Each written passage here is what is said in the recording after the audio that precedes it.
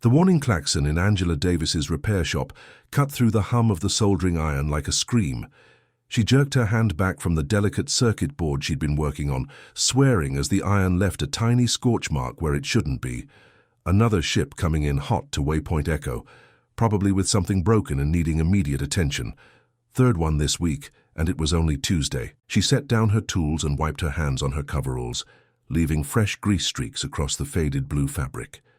Through the reinforced window of her shop, she could see the station's docking arms, extending toward a vessel that looked like it had been through a war. Scorch marks covered its hull, one engine nacelle hung at an odd angle, and as it limped closer, she could see atmosphere venting from at least 2 breaches. "Whoever you are, you'd better have credit," Angela muttered, already mentally cataloguing what she could see wrong from here.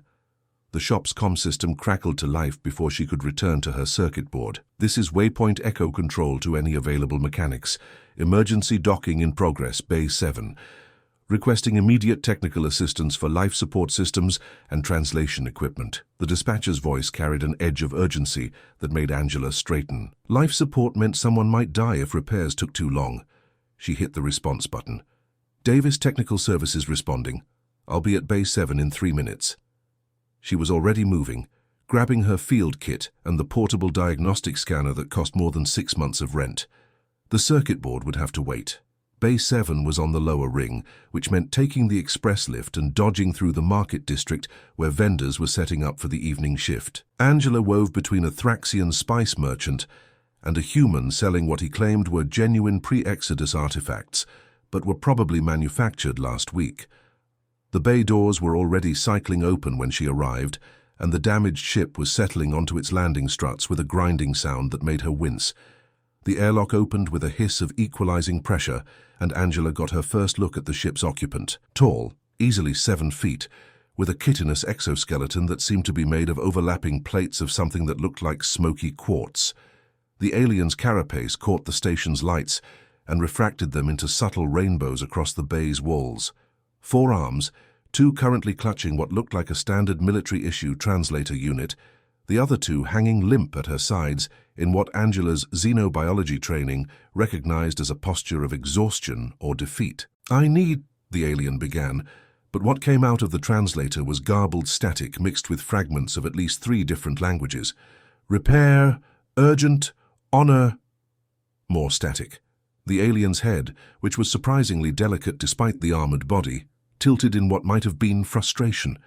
She tried again, tapping the translator with one clawed finger. Protocol. Angela held up her hands in what she hoped was a universal gesture of calm. "It's okay. I understand. Your translator is broken." She pointed to the device, then to herself, then made a twisting motion with her hands like she was fixing something.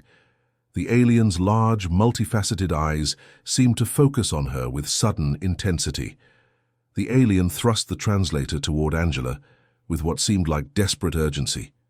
Up close, Angela could see that the device's casing was cracked, probably from impact, and something was definitely wrong with the power coupling. She pulled out her diagnostic scanner and ran it over the unit. The readout made her grimace. "Yeah, this is pretty bad," Angela said, knowing the alien couldn't understand her but talking anyway because it helped her think. "Looks like you took a hit, scrambled the linguistic database, and the power regulator is shot. That's why it's jumping between languages. It can't maintain coherent translation protocols." She looked up at the alien who was standing perfectly still, watching her with those prismatic eyes. Something about the alien's posture spoke of barely contained stress. Angela made a decision. "Come on, my shop's 10 minutes from here. I can fix this, but it's going to take a few hours." She gestured for the alien to follow, and after a moment's hesitation, the alien did. The walk back through the station drew stares. Waypoint Echo was used to aliens. It was a frontier trading post after all.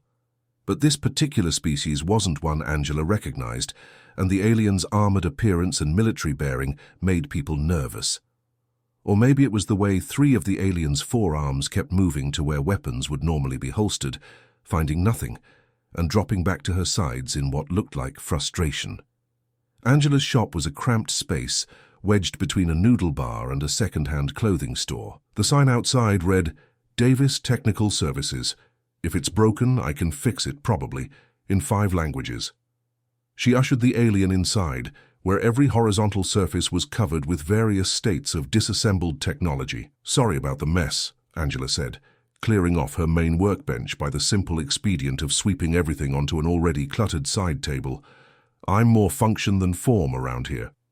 She set the translator down under her work light and pulled up her stool. "This is going to take some concentration." The alien stood in the corner of the shop, and Angela could feel those eyes watching her work. It should have been unnerving, but Angela had learned a long time ago to tune out distractions when she was elbow-deep in delicate electronics. She cracked open the translator's casing and started identifying the damage. It was worse than she'd thought. The linguistic database crystal was fractured. Not broken completely, thank whatever gods were listening, but cracked badly enough that data was corrupting as it tried to route around the damaged areas.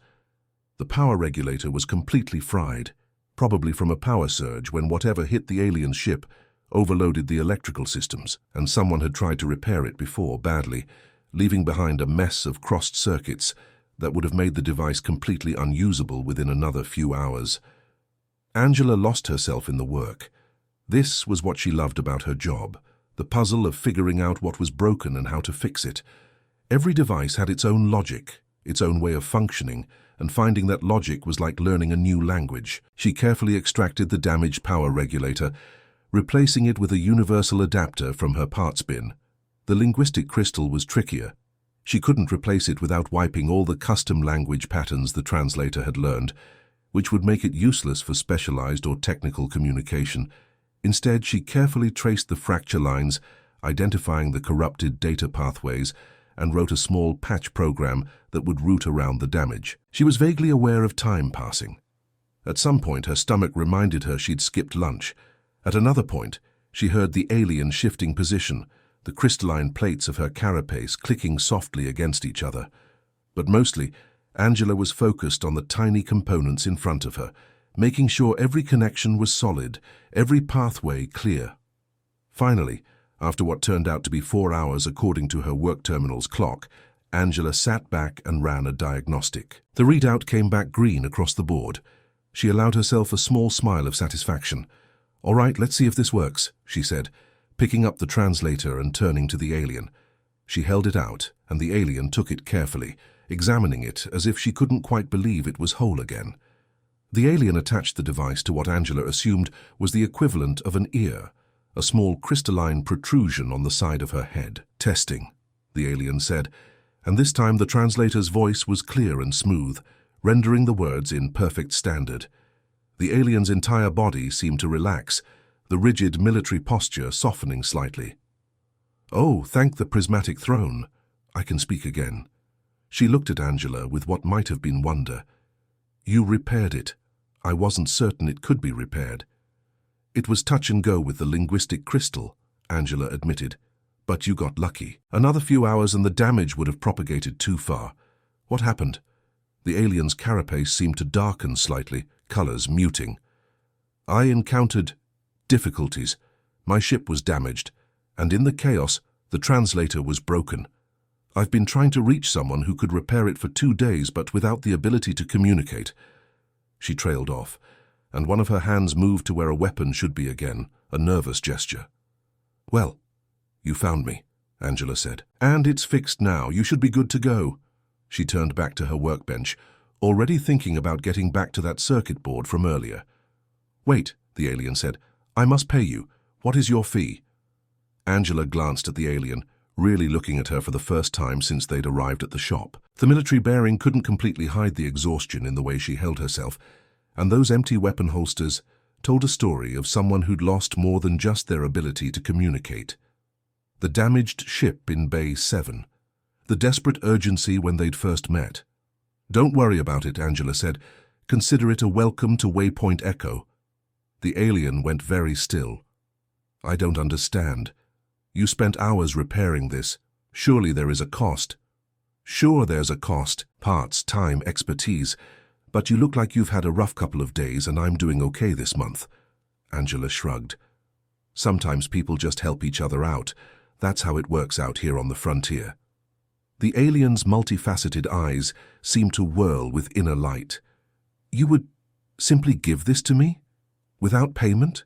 Without contract or obligation? Yeah, pretty much. Angela was starting to feel awkward under that intense stare. Look, it's not a big deal. Maybe if you come back through Waypoint Echo and your ship needs work, you send it my way. That's payment enough. I see. The alien's voice had gone very formal. I am Velkara, captain of the Stellar Lance. What you have done for me this day will not be forgotten. You have my gratitude, Angela Davis.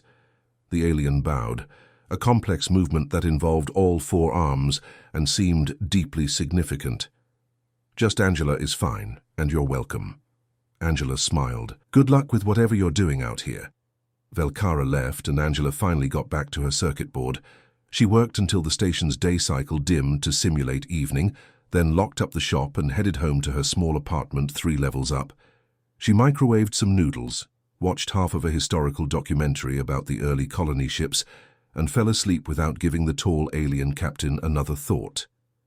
The next day was routine. Angela repaired a faulty power distributor for the noodle bar next door, diagnosed a problem with a water recycler for one of the station administrators, and spent the afternoon working on a personal project, a custom data pad she was building from salvaged parts. Waypoint Echo hummed along with its usual mix of commerce, humanity, and the dozen other species that made the station their temporary or permanent home. The day after that started out the same. Angela opened the shop, checked her queue of repair requests, and settled in to work on a tricky problem with a medical scanner that kept giving false readings. She was testing possible solutions when every screen in her shop suddenly switched to the station emergency broadcast system. Attention all Waypoint Echo residents, this is Station Director Kimura. We have multiple vessels on approach, identity unknown. Hall personnel should remain calm and stay in their current locations until we have more information. This is not a drill. Angela sat up straight, her hands stilling on the medical scanner. Unknown vessels approaching wasn't that unusual. Waypoint Echo got plenty of ships that didn't bother with advance identification. But the station director making a personal announcement and telling people to stay put, that was new. She pulled up the public sensor feed on her terminal, something the station kept available for anyone who wanted to watch incoming traffic. What she saw made her breath catch. Ships, dozens of them. The feed was showing a fleet of vessels dropping out of FTL in a coordinated formation, and they were all heading directly for Waypoint Echo. The lead ship was massive, easily a heavy cruiser class, and it was flanked by what looked like destroyers and frigates in a military escort pattern. What the hell? Angela whispered. Her personal comm chimed. It was her neighbor from 2 doors down, a human named Marcus, who ran a clothing alteration business. Angela, are you seeing this? There's a goddamn fleet heading our way. Someone's saying they're Valorian. That crystalline species that controls half the Spinwood sector. Valorian? Angela pulled up a quick search on the species. The images that came up made her stomach drop. Tall, crystalline carapace, 4 arms, multifaceted eyes, just like Velkara. Oh no. What do you mean, oh no? Do you know something? I might have. I'll call you back. Angela cut the connection and stared at the sensor feed.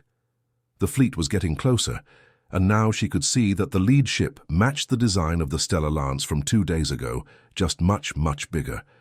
Her terminal chimed with another station-wide announcement. Attention Waypoint Echo.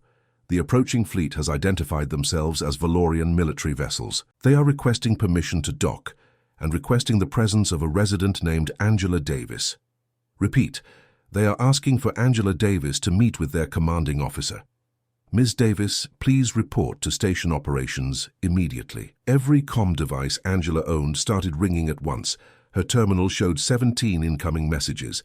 Someone was pounding on her shop door. Through the window, she could see people in the corridor staring at her with expressions ranging from confusion to outright panic. This cannot be happening, Angela said to her empty shop.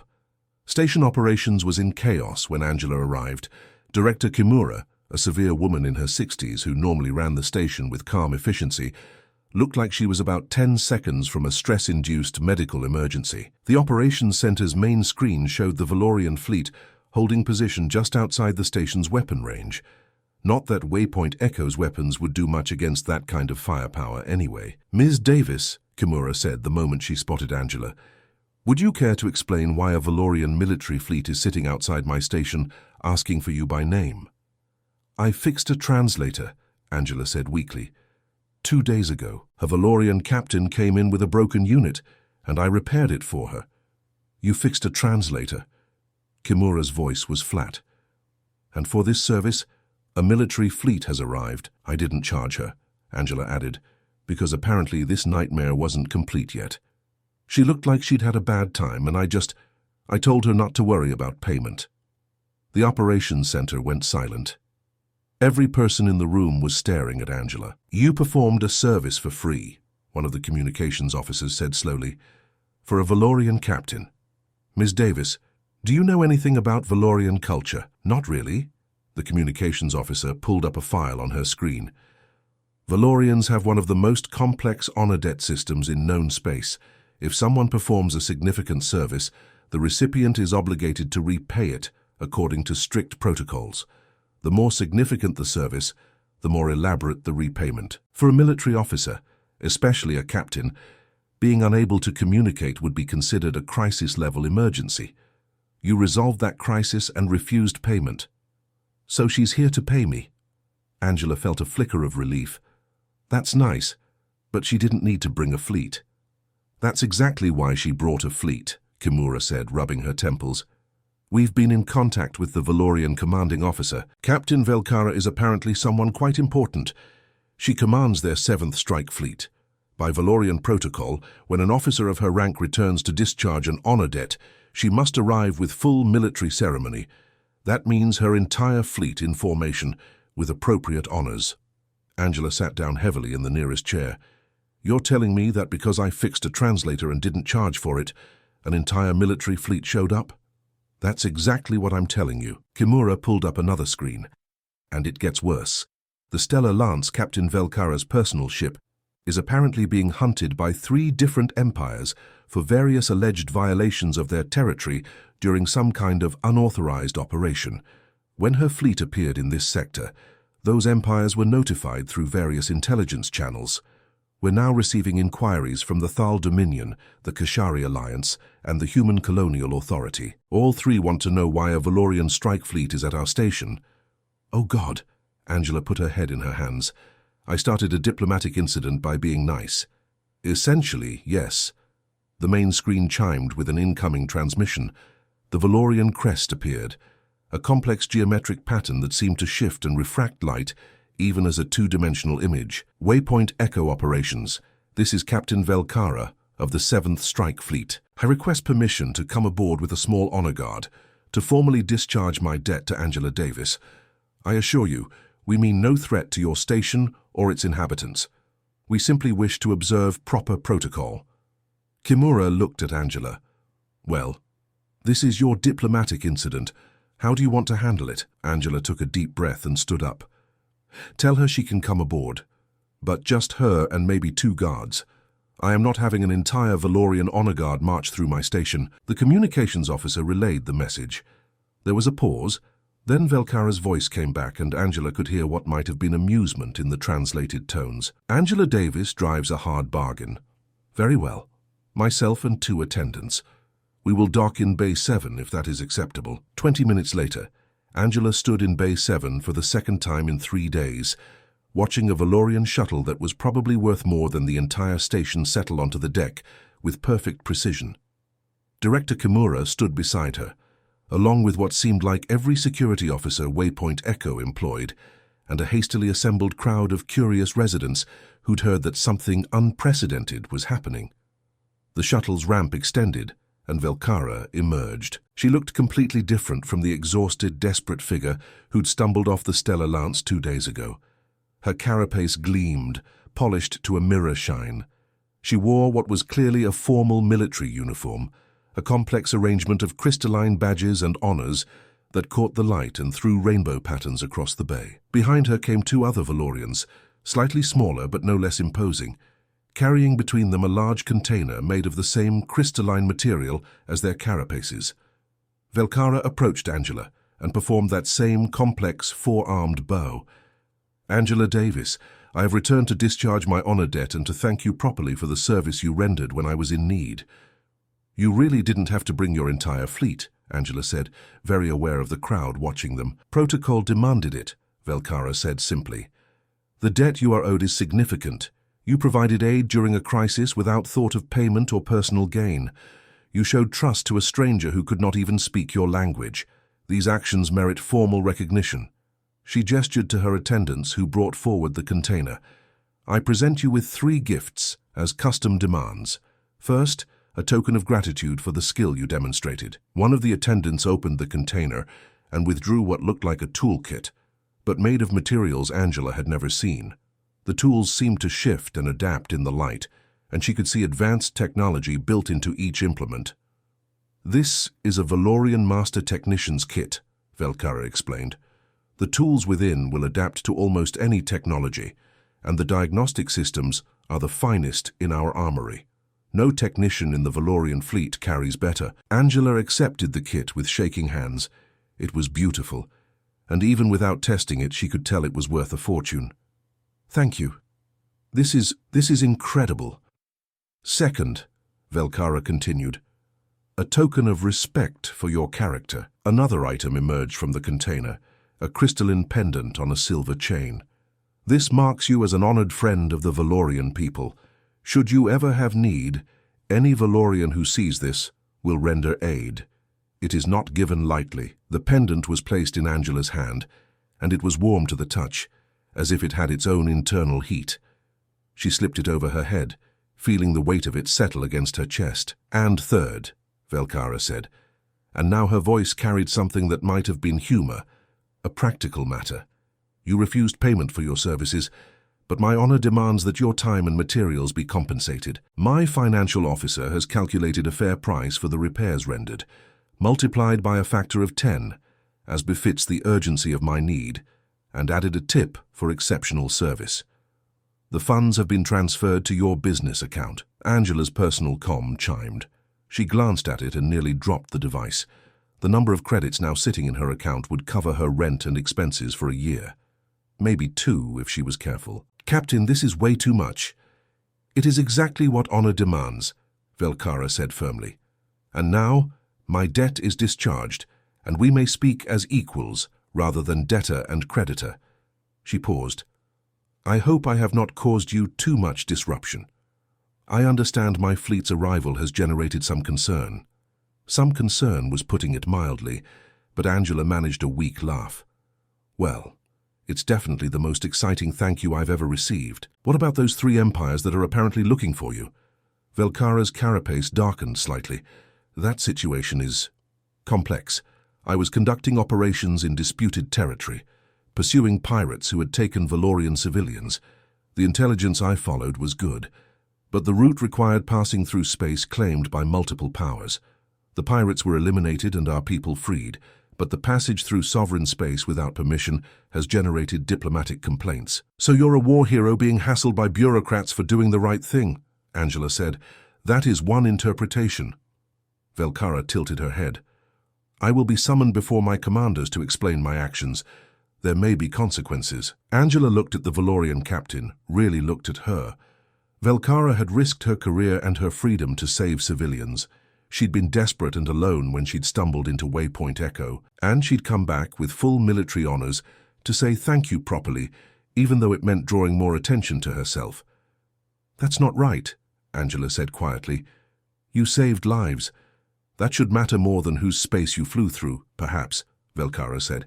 But law and honor often conflict, and we must navigate both as best we can. She straightened, returning to formal posture. I should return to my fleet. We have already imposed on your station's hospitality long enough. Wait! Angela surprised herself by reaching out, not quite touching Velkara's crystalline arm. Are you in trouble? Real trouble, I mean? Velkara was quiet for a moment. The Tharl Dominion has demanded my extradition for trial. The Kashari Alliance wants me to stand before their courts, and the Human Colonial Authority is insisting I be remanded to their custody for interrogation about military intelligence. My own government must balance these demands against the success of my mission. I do not know what will happen. That's insane. You were chasing pirates. I broke laws to do it. That is the reality. Velkara's voice was calm, accepting. I knew the risks when I chose my course. Angela's mind raced. Around them the crowd had grown larger. She could see humans, Thraxians, a few Kashari, all watching this exchange. Director Kimura stood nearby, looking concerned. An idea formed, probably a terrible one, but Angela had never been good at keeping quiet when she saw something wrong. "Director Kimura," Angela said, raising her voice to carry across the bay. "Waypoint Echo is an independent station, right? Not under the direct authority of any single government?" Kimura's eyes narrowed. "Technically, yes. We're a free port under the Frontier Station's charter. Why? So we can grant asylum if we want to." "Ms. Davis, what are you doing?" Angela turned to face the crowd, still holding the Valorian pendant around her neck. 3 days ago, Captain Velkara came to this station because she needed help. She didn't make demands. She didn't use her military rank to force anyone to assist her. She just needed something fixed, and I fixed it. Now I'm hearing that because she saved lives, Valorian civilians who'd been taken by pirates, 3 different governments want to put her on trial. That doesn't sound like justice to me. She pointed to the Kashari in the crowd, a merchant she'd done business with before. "Kesath, you told me once that your sister was taken by pirates near the Rimwood sectors. Did they ever find her?" The Kashari's fur rippled in distress. "No, she is still missing. And what would you give to have someone like Captain Velkara willing to cross boundaries to bring her home?" The Kashari was silent, but his large eyes were fixed on Angela. Angela turned back to Velkara. "I don't know much about honor debts or military protocol, but I know that someone who risks everything to save people doesn't deserve to be punished for it. So I'm asking Director Kimura, right here in front of everyone, to grant Captain Velkara asylum on Waypoint Echo, until this mess can be sorted out properly." The bay erupted in noise. People were shouting, some in support, some in protest. Kimura looked like she wanted to strangle Angela, but there was also something calculating in her expression. "Ms. Davis, you're asking me to create a diplomatic incident that makes the fleet's arrival look like a minor inconvenience." "I'm asking you to do the right thing," Angela said, "and I'm pretty sure the Frontier Station's charter says we have the authority to make that call." Kimura was quiet for a long moment, then she sighed. "The charter does grant us significant autonomy in humanitarian matters, and technically, Captain Velkara came here seeking repairs and assistance, which she received. She hasn't committed any crime on Waypoint Echo."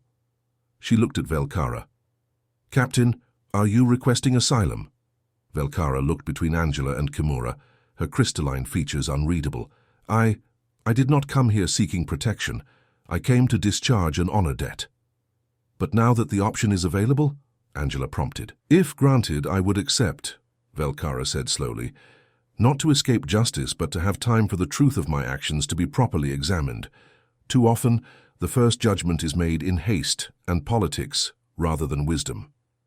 Then, as Director of Waypoint Echo, I grant Captain Velkara temporary asylum, while diplomatic channels work to resolve the competing claims on her custody," Kimura announced. "This asylum is conditional on the captain's cooperation with any investigation and her agreement to remain on the station." More shouting from the crowd, but Angela noticed that much of it sounded supportive. She turned to Velkara, who looked stunned. "You did not have to do this," the Valorian captain said quietly. "Yeah, I did," Angela replied. "You came back to say thank you. That says something about who you are. I'm just returning the favor." The next few days were a blur. Angela's shop became an unexpected center of attention as news spread about what she'd done. Some people called her a hero for standing up for justice. Others called her an idiot for getting involved in interstellar politics. The 3 empires demanding Velkara's extradition lodged formal protests with Waypoint Echo's governing council. And then something unexpected happened. The families of the Valorian civilians Velkara had rescued arrived at the station. They came with their own ships, carrying testimonials and evidence of the captain's mission. They told their stories to anyone who would listen, tales of being taken by pirates, of weeks in captivity, of losing hope until the stellar lance had appeared like a miracle. Captain Velkara violated no laws that mattered, one of the rescued civilians told a gathering in the station's main plaza. Angela was there, watching from the edge of the crowd. She followed the only law that truly counts, the law that says you don't abandon people in need. If the empires want to punish her for that, then their laws are wrong. The story spread through human space like wildfire. Social media networks lit up with debates about military protocol versus moral obligation. The human colonial authority, embarrassed by the public outcry, quietly withdrew their demands for Velkara's custody. The Kashari alliance, never fully committed to prosecuting anyway, followed suit. The Tharl Dominion held out longer, but eventually they too backed down when it became clear that pursuing the case would make them look petty and vindictive. A month after the Valorian fleet had arrived at Waypoint Echo, the crisis was declared officially over. Velkara was cleared of all charges by the Valorian High Command, who issued a formal commendation for her actions in rescuing the civilians. The three empires she'd technically violated all issued statements about reviewing their protocols for humanitarian interventions in disputed space. Angela was in her shop, using one of the new tools from Velkara's gift to repair a particularly tricky sensor array when the Valorian captain appeared in her doorway. "Thought you'd left," Angela said, not looking up from her work. "Heard your fleet got clearance to depart yesterday." "We're leaving tomorrow," Velkara confirmed. She stepped into the shop, having to duck slightly to fit through the door. "I wanted to speak with you before we go." "You don't owe me any more honor debts," Angela said, finally setting down her tools. "We're square. This isn't about debt." Velkara pulled up one of Angela's spare stools, which looked comically small under her armored form. "You change things, Angela Davis. Not just for me, but for how the empires think about law versus morality in humanitarian situations. The discussions you started are continuing. There's talk of establishing new protocols, new agreements about pursuit of pirates and rescue of civilians. I just didn't want you to get in trouble for doing the right thing," Angela said. "You did more than that. You reminded everyone, human and alien alike, that sometimes the simplest gestures matter most. You fixed a translator for someone in need. No ulterior motive, no expectation of reward.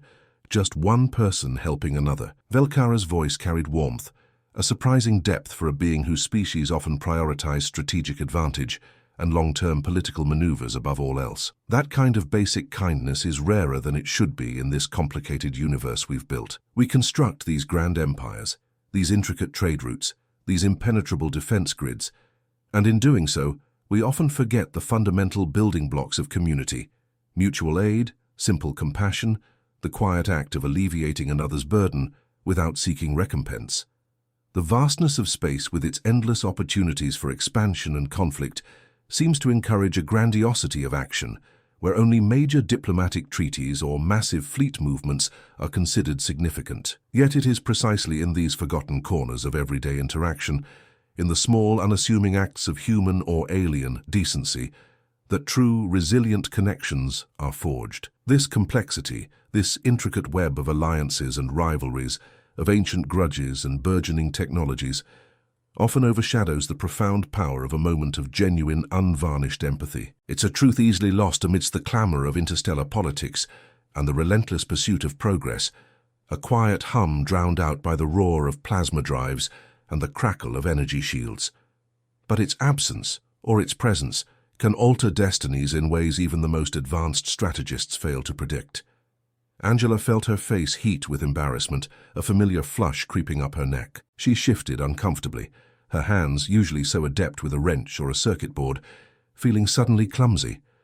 "I'm just a mechanic. I fix things. That's what I do. It's practical, tangible work. A broken comm unit, a misaligned thruster, a fried power conduit. Those are problems I understand, problems I can systematically dismantle and rebuild. There's no grand philosophy to it, just logic and skill. I get things operational again. It's hardly the stuff of heroic legends or diplomatic triumphs.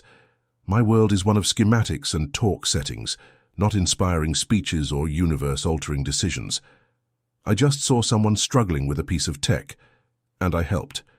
It was reflexive, mundane even.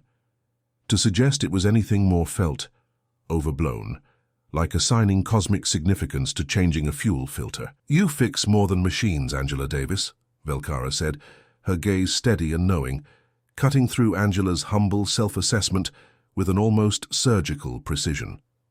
She stood, her tall, elegant form radiating a quiet authority, preparing to leave.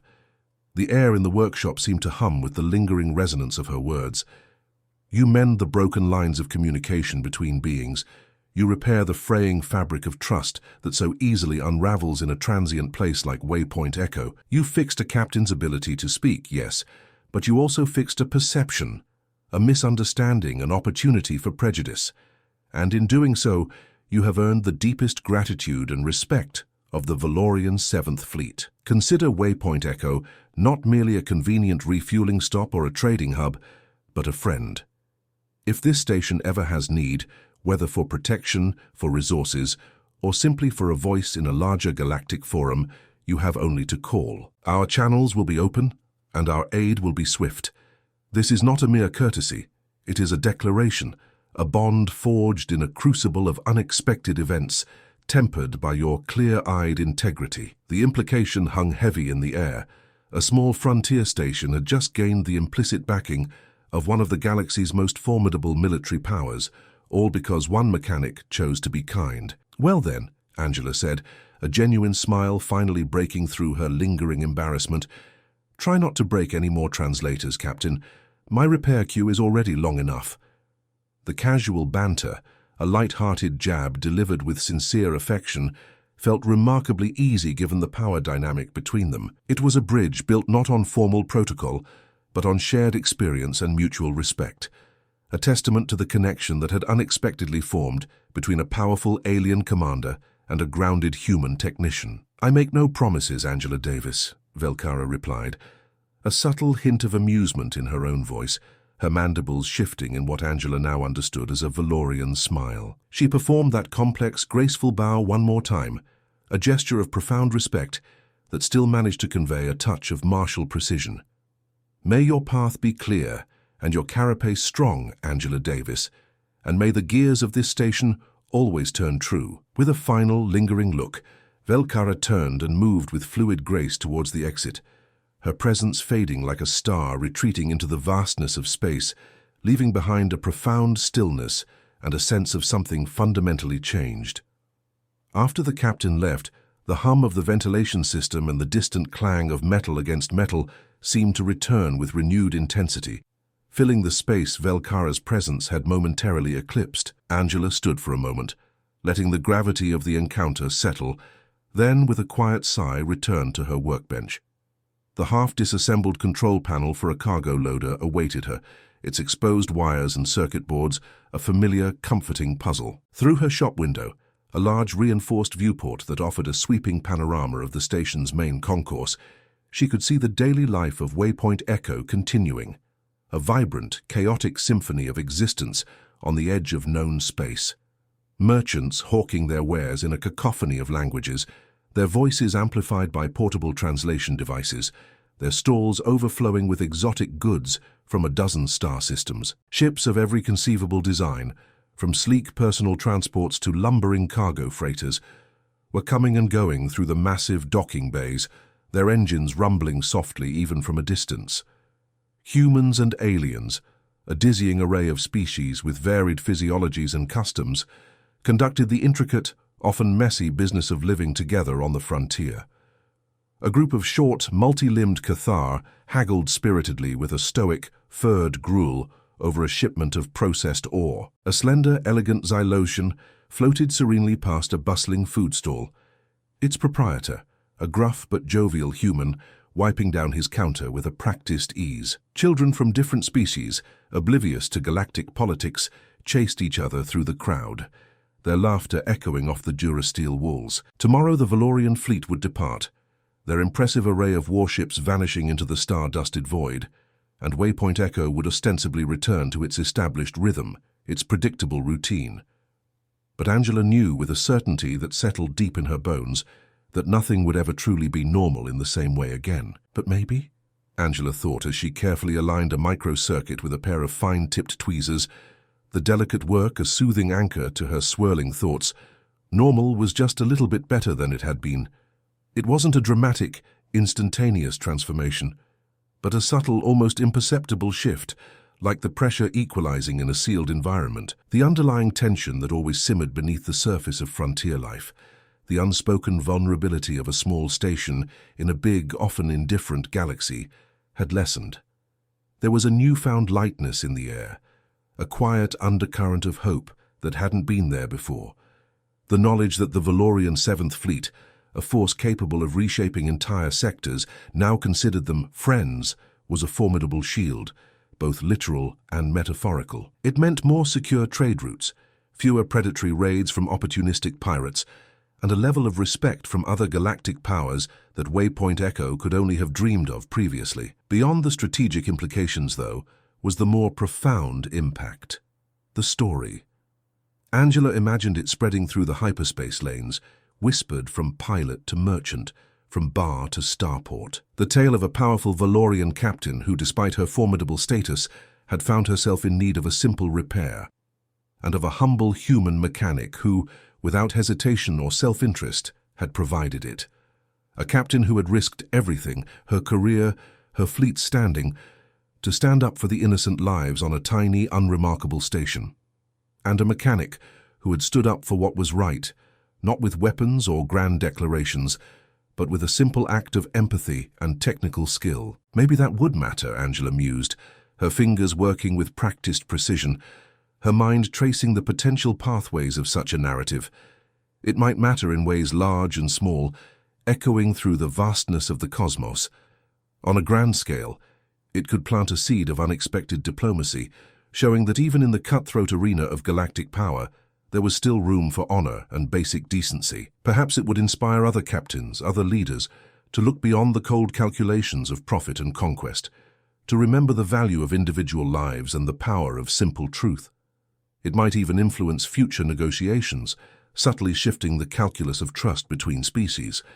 On a smaller, more personal scale, it could serve as a powerful anecdote shared in countless cantinas and bunkrooms across the frontier, a reminder to the weary prospector, the anxious trader, the solitary spacer, that even their small acts of kindness or defiance could ripple outwards, creating unexpected tides. It could give someone pause before dismissing an alien as merely other, or before succumbing to cynicism when faced with a perceived injustice. It was a story about the unlikely heroes, about the everyday people who, through their actions, reminded everyone that humanity, or rather sentience, was capable of more than just self-interest and conflict.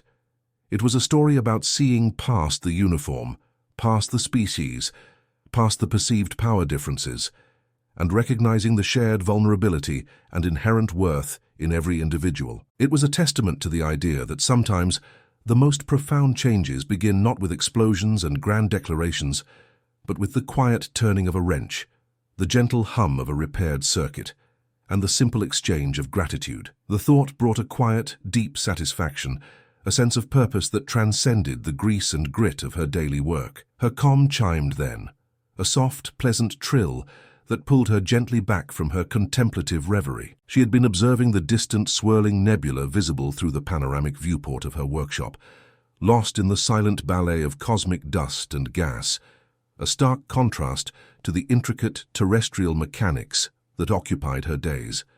The vastness of space often reminded her of the delicate balance required to maintain order within the metallic shell of Waypoint Echo, a fragile bubble of civilization against an infinite backdrop. It was an incoming repair request, its details flashing across the small display embedded in her workbench.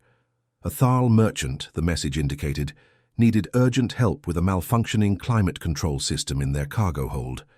The Thal, a notoriously meticulous species with an almost obsessive need for environmental stability, would no doubt be agitated. Their physiology, adapted to specific atmospheric conditions on their homeworld, made them acutely sensitive to deviations, and their cultural practices further reinforced a stringent adherence to order. For a Thal, a malfunctioning system wasn't just an inconvenience.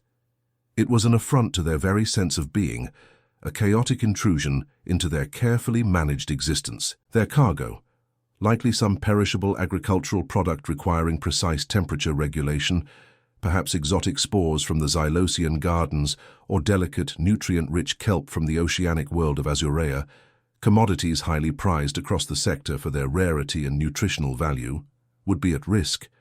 A sudden temperature spike, or an unexpected drop could devastate an entire shipment, turning profits into losses and potentially straining trade relationships. This was the steady pulse of Waypoint Echo, the constant demand for functional systems, for things to simply work so that life and commerce could continue. Every cog in this colossal machine had to turn, every circuit had to flow, every environmental regulator had to hum true. It was the rhythm she knew, the steady beat of her contribution to the grand, messy symphony of the station. She was not a diplomat forging treaties, nor a starship captain charting new routes, but without her, without the meticulous work of countless technicians like her, the treaties would falter, and the routes would become impassable. Her quiet expertise was the unseen scaffolding that held the entire enterprise aloft, preventing the silent, creeping chaos of entropy from unraveling the station's meticulously constructed order. Angela smiled, a genuine, easy grin spreading across her face. This was her universe, her domain. Not the politically charged chambers of the station council, nor the command decks of colossal cruisers, but this realm of schematics, tools, and the stubborn insistence of inanimate objects to fail at the most inopportune moments. She thrived in the tangible, the solvable. The grand narratives of captains and fleets might unfold on a larger stage, their heroic sagas splashed across data feeds and holoscreens. But here, in the practical world of circuits and conduits, of recalcitrant servo motors and flickering power relays, she was the one who kept the gears turning. She was the architect of reliability, the silent guardian against systemic collapse. She tapped out her standard response, the familiar words flowing effortlessly from her fingers, honed by years of practice and a deep understanding of what clients truly needed to hear. Bring it by Davis Technical Services. We're equipped for all major environmental and propulsion system diagnostics, and our rates are competitive. Our technicians possess multi-sector certifications and undergo continuous training to stay abreast of the latest technological advancements across diverse species-specific systems. We pride ourselves on efficiency and transparency in our repair processes, providing detailed reports and clear cost breakdowns. If it's broken, I can fix it. Probably. The final word, that characteristic probably, was her quiet acknowledgement of the inherent unpredictability of technology, a touch of self-deprecating humor that also served as a testament to her profound competence. It wasn't a lack of confidence. Rather, it was an engineer's honest assessment of reality. The universe was vast, and its contraptions, even those crafted with the utmost precision, were subject to unforeseen stresses, material fatigue, and the occasional inexplicable hiccup that defied all logic. It was her signature, a subtle nod to the endless challenges and occasional triumphs that defined her trade, a recognition that even with the most advanced diagnostics and skilled hands, there remained a fractional margin of the unknown, an elegant humility in the face of complex systems. It spoke volumes about her integrity, promising maximum effort without guaranteeing an impossible absolute, a distinction her regular clientele had come to appreciate and even respect. And as she sent the message, a fresh wave of quiet contentment washed over her. It was the satisfaction of immediate utility, of a direct impact. The universe might be vast and complex, filled with grand gestures and monumental conflicts, but there was a deep, undeniable satisfaction in the steady, reliable work of making sure a Thal merchant's produce didn't spoil, that their vital supply lines remained intact, that the thousands of beings relying on those goods could continue to thrive. It was the joy of deciphering a complex problem, of tracing a fault through a labyrinthine system, and finally of seeing the green light of a restored function. Her work was not abstract. It manifested in the hum of rejuvenated machinery, the steady glow of restored life support, the stable climate in a vital cargo hold. She wasn't just fixing a climate control system, she was safeguarding a livelihood, protecting an investment, and contributing to the intricate web of trust that allowed Waypoint Echo to function as a beacon of interstellar trade and cooperation. She continued to fix more than just machines. She continued to fix the small, vital pieces of a world that was, indeed, just a little bit better. One perfectly repaired circuit, one smoothly running engine, one stable cargo hold at a time. This was her legacy, etched not in grand monuments but in the seamless, often unseen operation of a thriving space station, a testament to the enduring power of practical expertise and unwavering.